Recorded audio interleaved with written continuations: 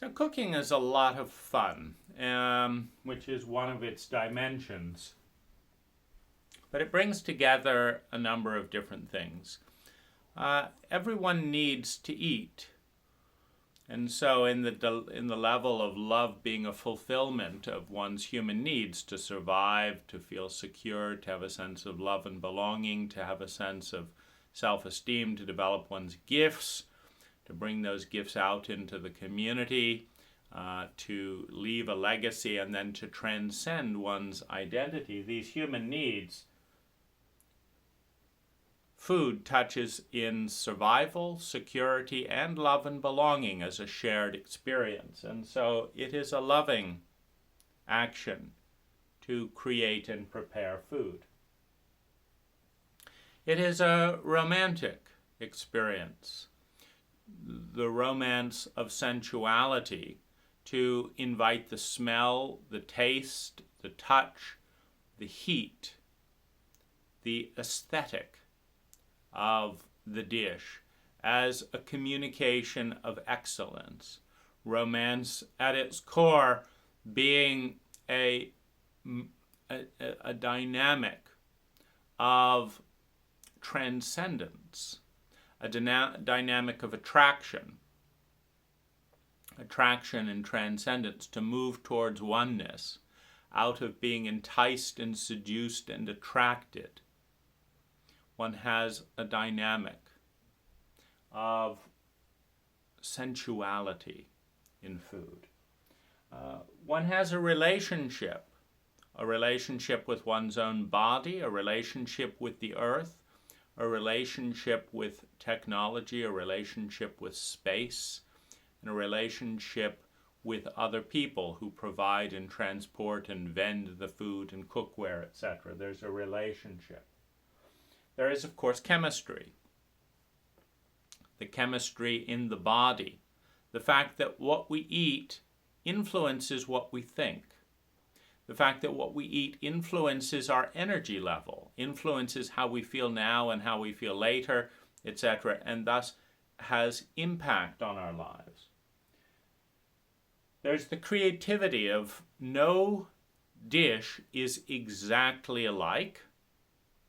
And when one enters into the domain of cooking without recipe, no dish has ever quite been the same. And there's the design element of a dish, to take something out of the domain of possibility into probability and into actuality, following guidelines. The design of beauty, the design of taste, the design of impact. I want you to feel a certain way. And so I'm preparing this energy in a formation that can trigger and release that feeling. And ultimately, what life is about is designing energy in formation with an intention of triggering and creating a state, a human feeling.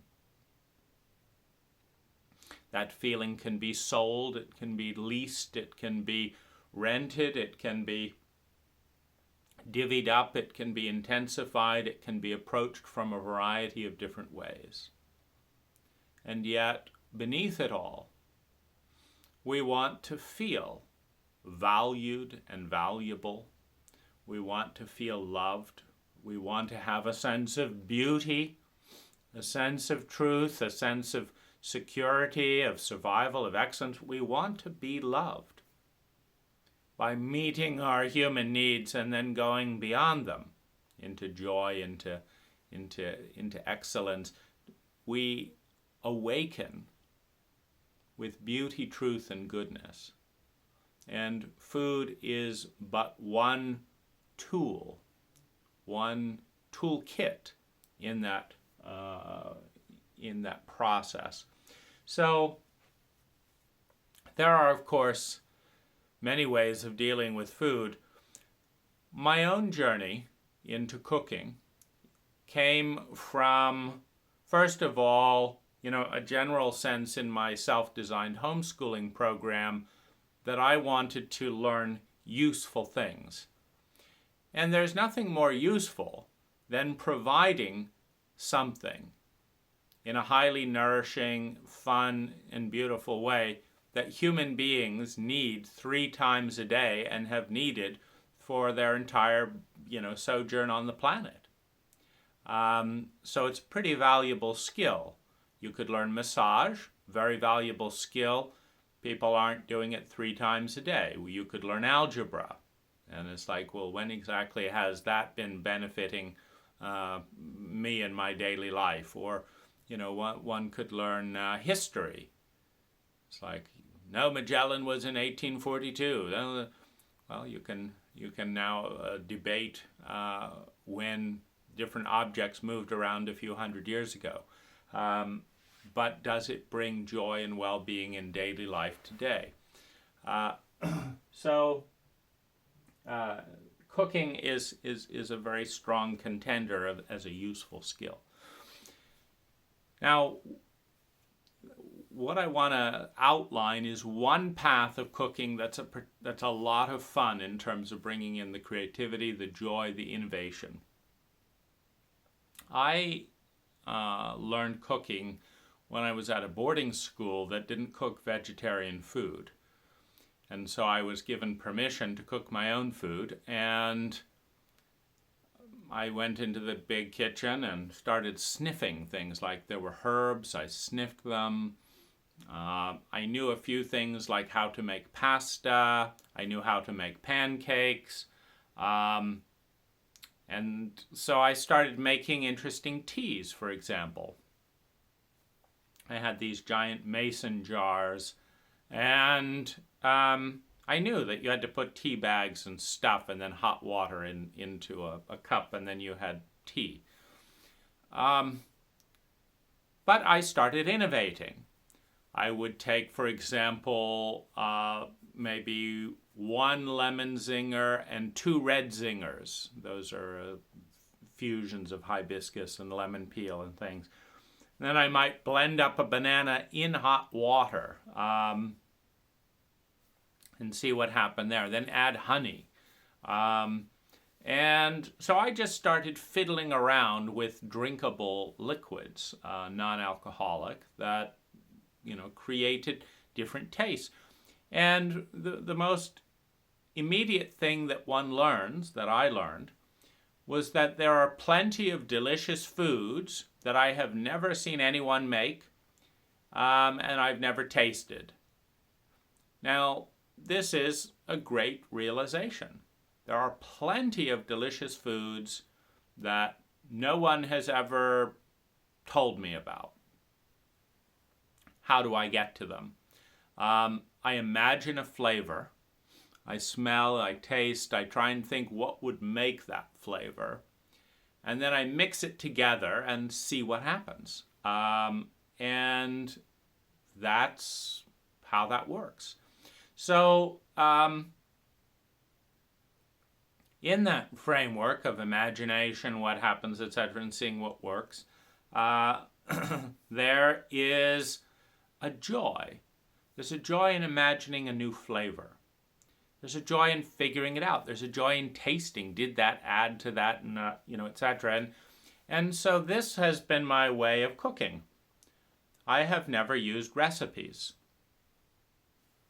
Now, the one exception of that when I went to Thailand was that I would never know how to make these tastes with all these ingredients I'd never tasted, etc.